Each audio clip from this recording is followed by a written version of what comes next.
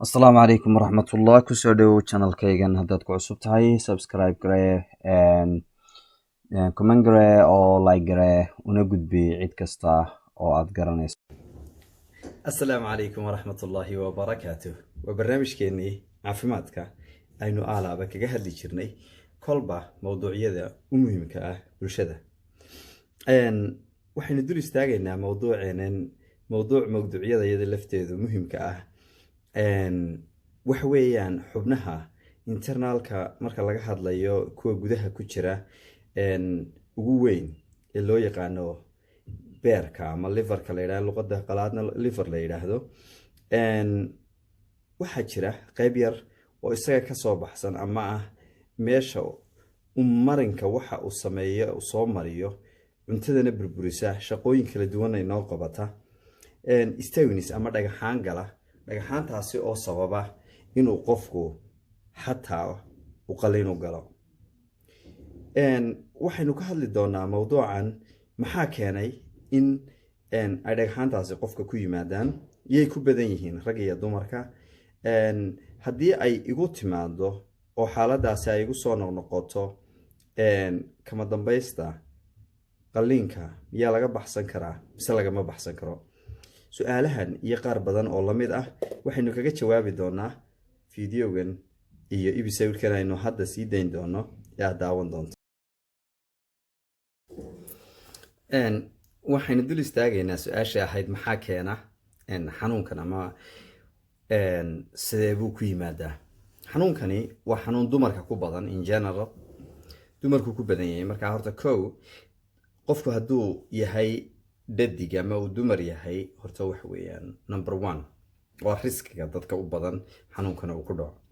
2 qofka inuu agekiisu ama da-diisu ay ka gudubtay 40, oo qofka 40 jir iyo wixii ka badan, rag iyo dumarba ha noqdaan, ayay yadna ku dhici kartaa. ta 3 qofka hadduu overweight yahay oo uu aada u naaxsan yahay, miisaankiisuna aada u badan yahay, iyaduna waa suuragal, waxyaalaha keena ayay ka mid tahay. waxaa suuragala qofkani inuu si dhaqsa ah muddo yar gudaheed haddii uu lumiyey weightkaasi amaba surgery ha lagaga sameeyo, inkastoo inaga nagu yartay oo de surgery wadankeena lagu sameeyo weightka ay aada u yartahayba, amaba si kaleba ha ku loos gareeye in uu qofkaasi u baryaalo inuu dhagxaantan ay ku dhacaan. waxaa kale oo suuragal ah in haddii wax cirrhosis la yidhaah oo beerku inuu isbedelo seliskiisii iyo qaab dhismeedkiisii oo dhani haddii isbedelaan iyadna inay ku dhacdo. waxaa kale oo suuragal ah qofkaasi haddii uu isticmaalo dawooyinka qaar ka mid a sida dawada antibiotica ah ee ceftriaxone la yidhaahdo oo kale, iyada lafteeda hadduu isticmaalkeeda aada u badsado amaba loo qoro muddo aada u dheer, waxa suuragala inay ku keento oo ay waxyaalaha sababa ka mid tahay. markaa maxaa sababa markaynu leenahay inahaasa ugu muhiimsan? way jiraan sababo yaryar oo naqnaqan, laakiin aan awoodda cilmigu ayna awood badan saarin. haddii uu qalino oo kale u galay kuwaasi oo xidhay ama meelihii yararaay wax marayeen iyagu laftooda ku keenay dhibaato iyo joogsi. laakiin inta ugu muhiimsani waxa keena waa taa. kulley horta dawadu waxay ku xidhantahay kolba xaaladda qofka iyo halka uu taagan yahay. qofkani hadduu xanuunada sida macaanka oo kale uu qabo ama cirrhosis waxa loo yaqaano beerkiisu uu xaalad adag ku jiro, xaaladaha iyada si degdega ayaa qofka loo daweynayaa oo ay xaaladiisa caafimaad ee kale ay dhibaato ku jirto. haddii qofku aan wax xanuuna aanu dareemeynin oo lagu arko inay dhagaxaantaasi ku jiraan, xanuun uu dareemayo guudna ayna jirin, runtii qofkaasi uma baahna in wax lagu sameeyo qaliina. waana la sugayaa, la eegayaa ilaa uu qofkaasi xanuunka muxuu ahaa dhagaxaantaasi ku jira xameytadu ay keeneen u noqonayo mid ka istaajiya ama ka hor istaaga shaqooyinkiisa caadiga ahaa, uu xanuun aada u adag dareemo. markaa hadduu qofku xaaladaha uu leeyahay caafimaadka ah ee keensanaya in qaliin lagu sameeyana waa la gelinayaa, haddii kalena lama gelinayo. okay, haddaba haddii uu qofku uu dareemayo daaco fara badan ama uu dareemayo markuu cunto subag le cuno ama uu cuno too spicy ah oo waxyaalahan qajida iyo basbaasta iyo waxaa lagu badiyey. xaaladahaasi haddii ay jiraan oo daacada iyo bes wax kale aanu dareemeynin, waxaa laga yaabaa qofkaasi inuu iska wadan karo ilaa uu xaaladiisu noqonayso xaalad kasii darta.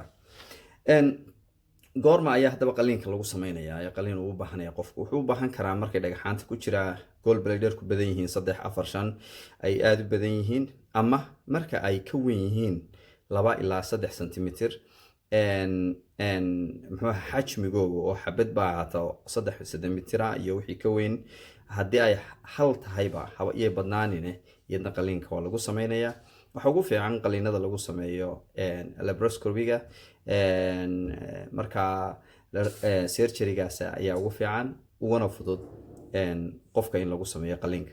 marka isku wada geeyo kulley eeg, marka xanuun lagugu sheego, xanuunkaasi dhakhaatiirtu ay qiimeeyaan, kolba dhakhtarka aad la joogta qiimuu saaraya, xaaladaadu eegaya, caafimaadkaaga guud buu eegayaa, xiriirka uu la leeyahay xanuunkan wuxuu eegayaa xataa marmarka qaar xaaladda aad ku jirto. marka hala yaabin hadduu ku siiyo jawaab aanan rabin. markaynu leenahay dhagaxaan gala beerka, horta beerka laftiisa ma galaan su-aashaasi, ama intaynu saynu u baranay waa dee hadal misnaymid ah oo si qaldan loo magacaabay oo magaciisii saxda aan lahayn, ama soomaalidu ay qalad fahantayba. waxa uu galaa ama dhagaxaanta laga helaa qeyb loo yaqaano muxuu ahaa af soomaaliga aynu idhaahno xameytida la yidhaahdo. qeybta ayuu dhex fadhiistaa oo ah marinka guud ee waxyaalaha uu soo saaro ee lagu daro dheefshiidka u mariyo beerku. halka ayaa xidhanta, kadibna waxay dib ugu celisaa shaqadii uu soo qabtay iyo suntii jirka laga soo saaray, ama acidiskii lasoo diyaariyey bile acidisk iyo wixii lamid ah ayaa dib loogu celiyaa jirka. taasaana keenta marmarka qaar in qofkaasi u noqdo jaundice ama qof jones iyo waxaynkaasiiba ay ka muuqdaan. haddaba waxyaalaha qofku uu dareemaya ee ku garanayo waxaa ka mid ah horta inuu xanuun joogto ah oo bartaa labxada hoosteeda uu ka dareemo, gaar ahaan weliba marka uu ama cunto cuno kadib 1 2 saacadood cuntada weliba u badan saliidda iyo hilibka iyo waxyaalaha borotiinka ah, inuu jones ku dhaco oo qofkaasi muddo dheer dee jones u dareemo. joneska waxaynu u naqaanaa kolley kalarka waynu garanaa, ama cagaarshowga jirkiisa u dareemo sida indhihiisa oo kale, ama skinka wejigiisa iyo indhaha gudahoodaba. waxaa kaloo qofkaasi dareemaya temperaturekiisa iyo heerkulkiisa iyo aada kor ugu kacay. 3daa arrimood ayaa ugu muhiimsan waxyaalaha uu qofku isku arkayo. 3daa markuu qofku isku arko dabadeed waa inuu dhakhtar u tago. dhakhtarkaasi waxyaalihii ugu muhiimsan waxaa ka mid inuu ultrasound saaro oo ultrasonka ku eego in waxyaalaha adigu investigationska ka mid ah sida inuu x-ray taagniyo uu sawiro oo kale, in haddii loo sii baahdana dee uu CT scan iyo MRI iyo waxyaalihii noocyadii kala duwanaa ee muxuu ahaa qofka lagu baarayay. marba baahida qofka iyo heerka uu taagan yahay bay ku xidhantay, laakiin waxyaalahaas ugu muhiimsan.